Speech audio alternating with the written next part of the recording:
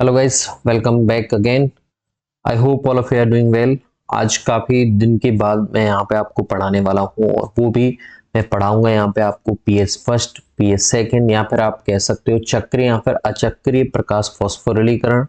फिर हम पढ़ेंगे C3 साइकिल, फिर हम पढ़ेंगे C4 साइकिल, फिर हम पढ़ेंगे केम साइकिल। शॉर्ट में मैं यहाँ पे आपको समझाने की ट्राई करूंगा। आपका कोई सा भी एग्जाम हो जहाँ पे आपके ये क्वेश्चन आपको देखने को मिल जाएंगे, चाहे वो नीट है, चाहे आपका नेट है, चाहे दूसरा ही कोई आपका जेट के समथिंग कोई एग्जाम है जहाँ पे आपको 11th 12th की बायोलॉजी पूछी जाती है या फिर लाइफ साइंस पूछी जाती है, वहाँ पे आपको श्वसन से संबंधित ये चीज़ें पूछी जाती हैं।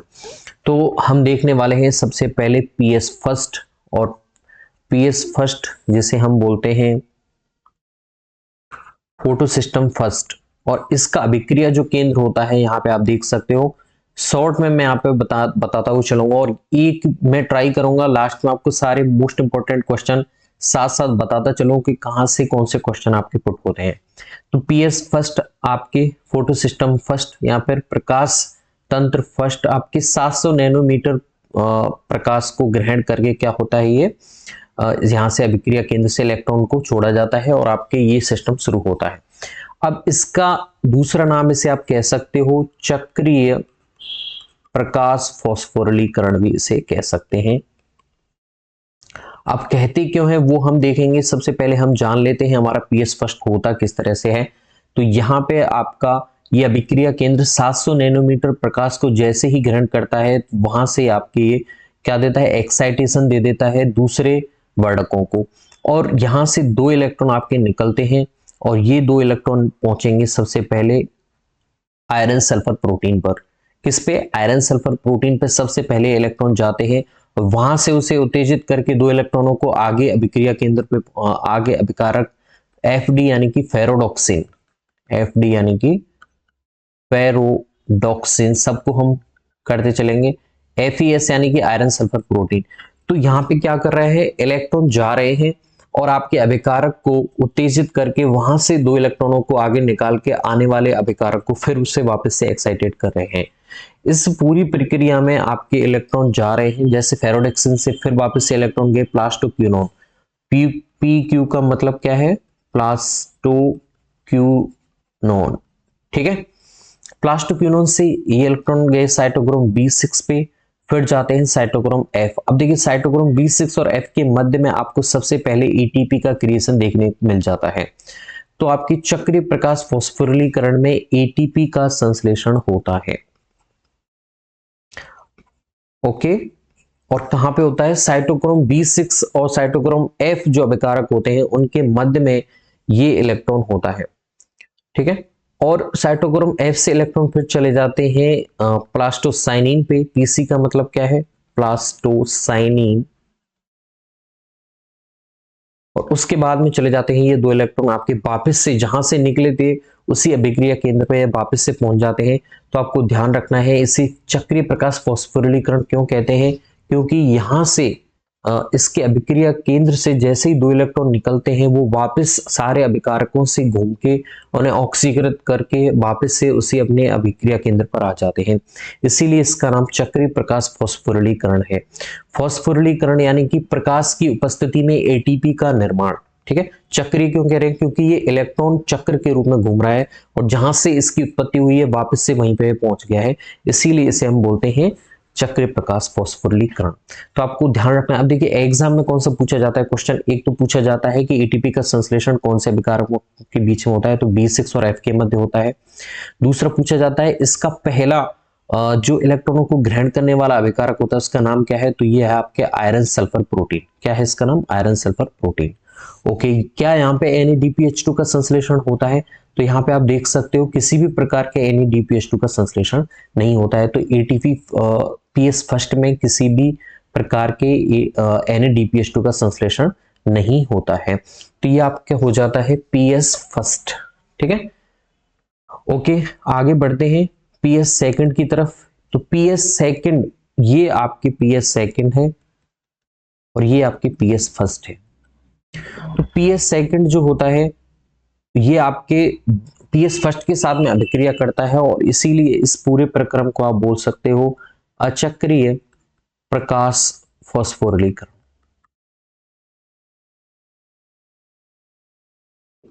अब क्यों कहते हैं? क्योंकि यहां पे ये अभिक्रिया केंद्र पीएस सेकंड कितने प्रकाश की मात्रा को ग्रहण करता है? 680 नैनोमीटर को ग्रहण करता है, इसीलिए जैसे हम बोलते हैं पी 680, ठीक है।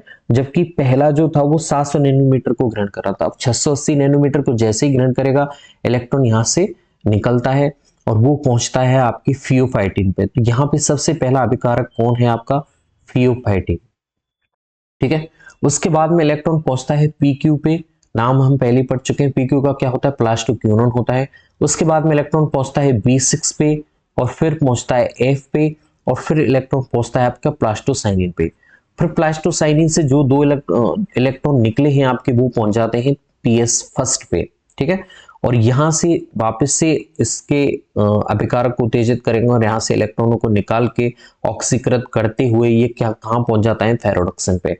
और इसी प्रक्रिया में आपकी संश्लेषित होता है एक एंजाइम आ जाता है NADP रिडक्टेज एंजाइम, और वो दो NADP प्लस की उपस्थिति में दो NADPH2 का संश्लेषण कर देता है।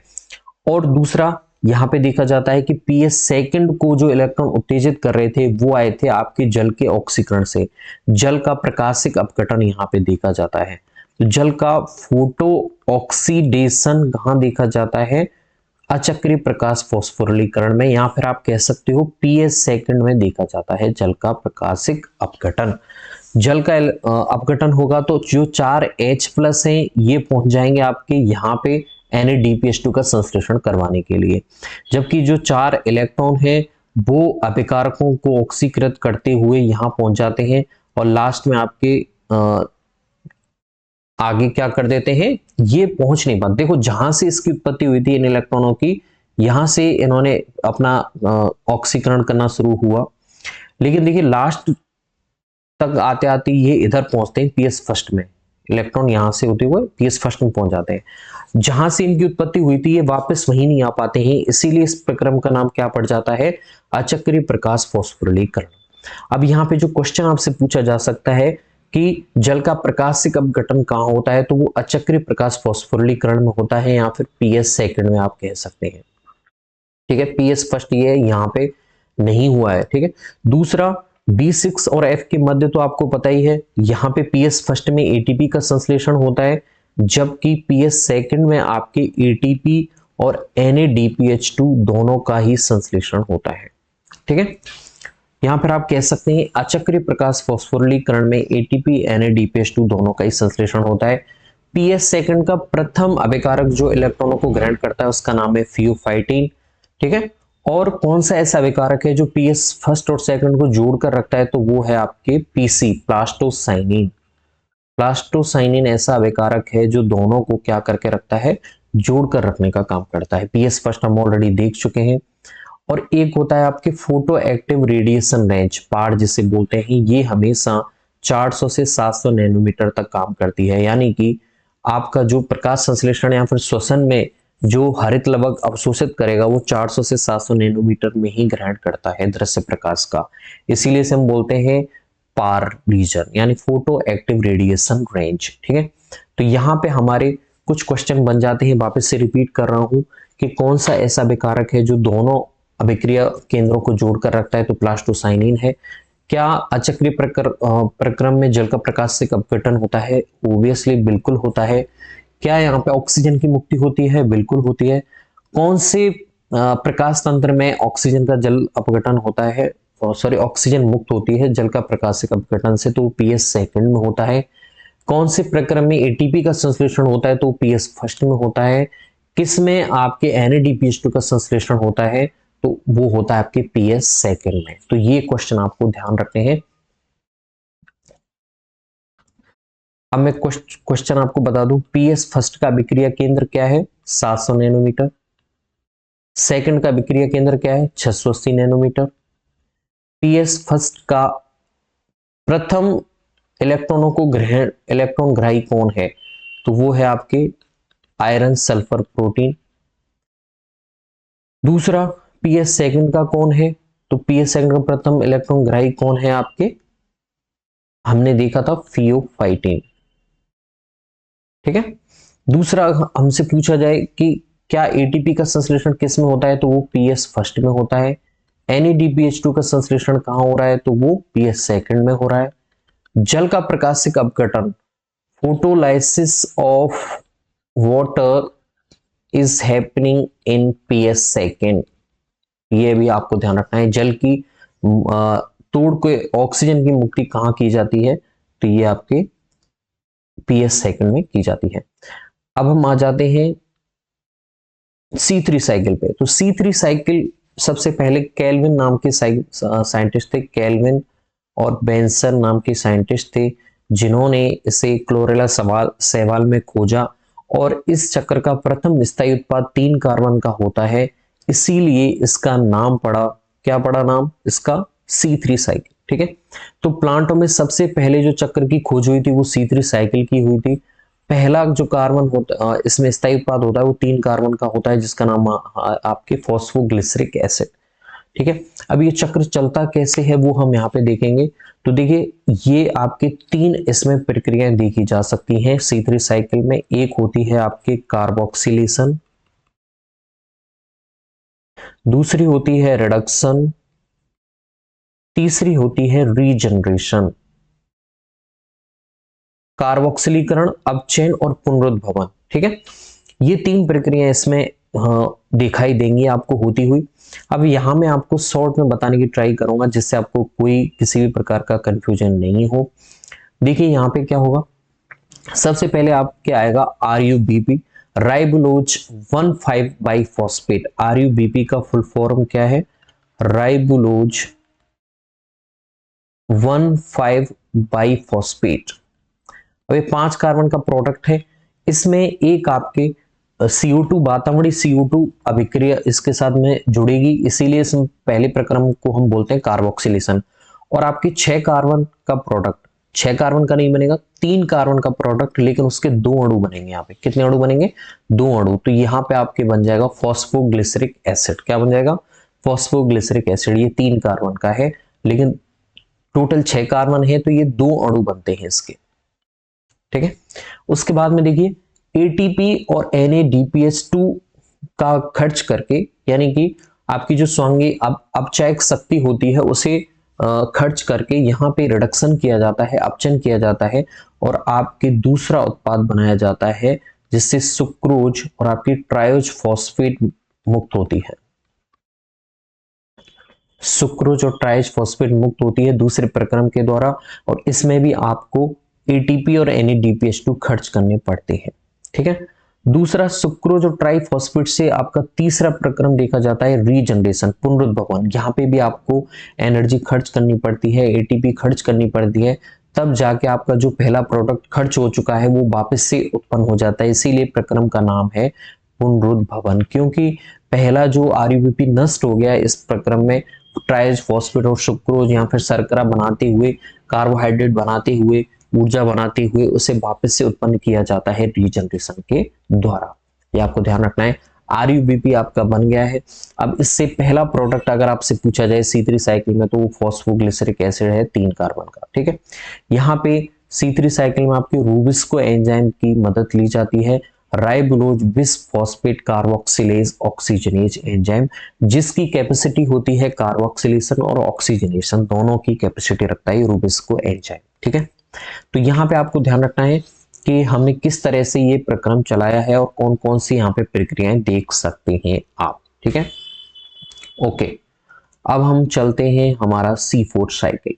C3 चक्र हो गया, उसके बाद में अब देखिए C4 चक्र आ जाता है आपके, जिसमें पहला उत्पाद आपके 4 कार्बन का बनता है, इसीलिए इस चक्र का नाम है C4 चक्र। इसे दूसरे उपनाम में हैच और स्लैग चक्र भी कहते हैं, क्योंकि इन वैज्ञानिकों ने इसकी खोज की थी। पहला स्थायी उत्पाद 4 कार्बन का बनता है, जिसका नाम है ऑक्जेलिक एसिटिक एसिड। ठीक है, और ये सबसे दक्ष प्लांट माने जाते हैं, अच्छे प्लांट माने जाते हैं, क्योंकि इनमें प्रकाश शोषण नहीं होता है।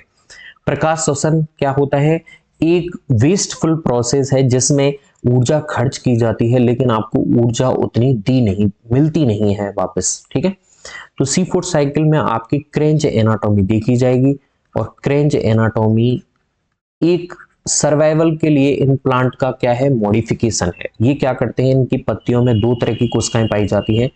एक तो बंडल सीट कोशिका जो अंदर की तरफ पाई जाएंगी, जो आपके वेस्कुलर बंडल को घेर के रखती हैं, बंडल सीट, जिन्हें आप बोलते हैं पूलाच्छद कोशिकाएं, ठीक है। और एक होती हैं बाहर की तरफ, जिन्हें आप बोलते हो पर्ण मध्योतक कोशिकाएं, ठीक है, मीजोफिल सेल। तो इन ये जो आपका मॉडिफिकेशन मिलेगा, ये C3 चक्र में नहीं देखा जाता। तो क्रेंज एनाटोमी से आप पहचान सकते हो कि प्लांट C3 है या फिर C4 है, ठीक है। तो C3 प्लांट में इसीलिए प्रकाश श्वसन होता है, यहाँ पे प्रकाश श्वसन नहीं पाया जाएगा, नहीं होता है प्रकाश श्वसन यहाँ पे, ये आपको ध्यान रखना है। यहाँ पे प्रकाश श्वसन नहीं होता है। अब देखिए किस तरह से ये चक्र चलेगा। तो आपके फॉस्फोइनोल पाइरूवेट, इसका नाम है फॉस्फोइनोल पाइरूवेट, इसमें वातावरणीय CO2 आएगी और जुड़ के, ये 3 कार्बन का प्रोडक्ट है, एक कार्बन यहां से आ गई, और ये CO2 वातावरणीय CO2 इस अभिकारक से जुड़ के एक उत्पाद बनाती है। आपका पहला जो उत्पाद है वो है 4 कार्बन का, जिसका नाम है ऑक्जेलो एसिटिक एसिड, 4 कार्बन का प्रोडक्ट है, ठीक है।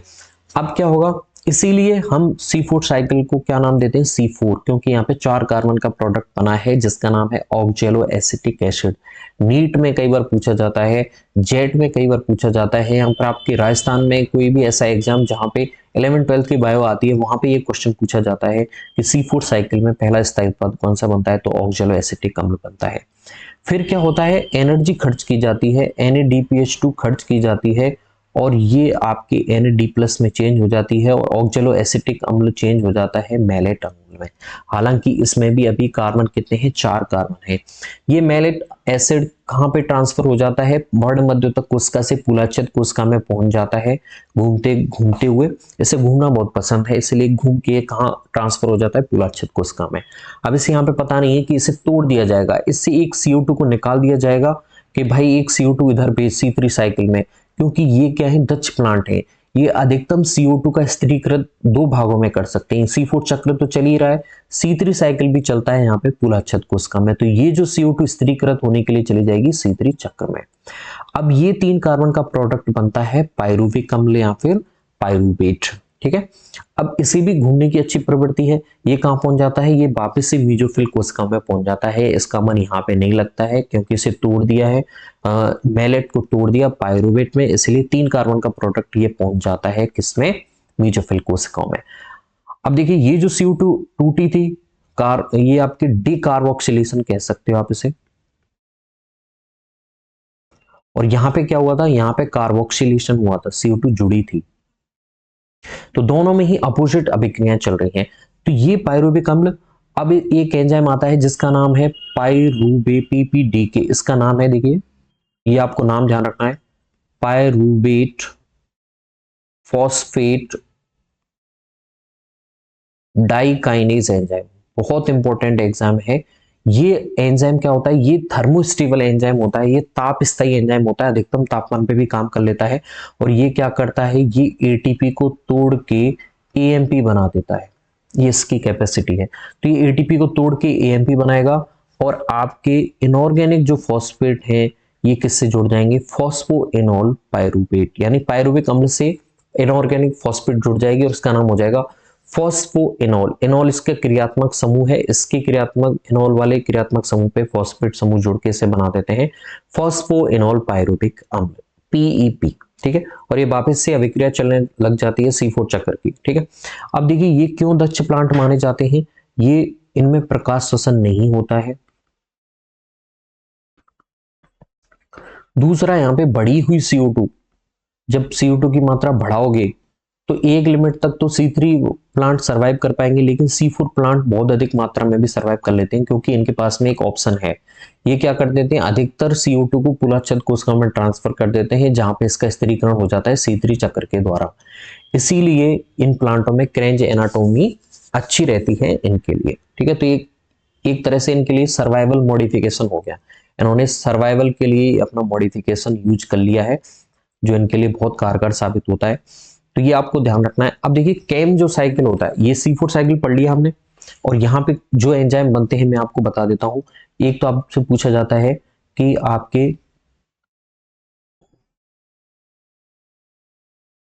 रूबिस्को एंजाइम कहाँ काम करता है। तो रूबिस्को एंजाइम यहाँ C3 साइकिल है तो यहाँ काम करेगा रूबिस्को। अच्छा, दूसरा क्वेश्चन पूछा जाता है आपसे कि पेप्केज एंजाइम कहाँ काम करता है, तो यहाँ पे काम करेगा पेप्केज, क्योंकि फॉस्फोएनोल पायरूवेट यहाँ बन रहा है तो यहाँ पेप्केज एंजाइम काम करेगा, यहाँ रूबिस्को काम करेगा। दूसरा क्वेश्चन, कैरेंज एनाटॉमी कौन से प्लांट में पाए जाते हैं, तो C4 चक्र में कैरेंज एनाटॉमी पाई जाती है। तीसरा क्वेश्चन, इसका दूसरा नाम क्या है, हैच और स्लैक इसका नाम है। क्या इसमें प्रकाश श्वसन होता है, बिल्कुल नहीं होता है इसमें। इसमें पहला स्थायी उत्पाद कौन सा बनता है, तो ये आपके ऑक्जेलो एसिटिक अम्ल इसका पहला स्थायी उत्पाद बनता है। दूसरा आपसे पूछ सकते हैं कि आपके कार्बोक्सिलीकरण कैरेंज एनाटॉमी के कौन से पार्ट में होता है, तो कार्बोक्सिलीकरण होता है आपकी मेसोफिल सेल में और डी कार्बोक्सिलेशन होता है आपके बंडल शीथ कोशिकाओं में। अब देखिए केम साइकिल जिसका नाम है क्रुशिलेशियन एसिड मेटाबॉलिज्म, मैं फुल फॉर्म लिख देता हूं, आप लिख सकते हैं यहाँ पे क्रुशिलेशियन एसिड मेटाबॉलिज्म।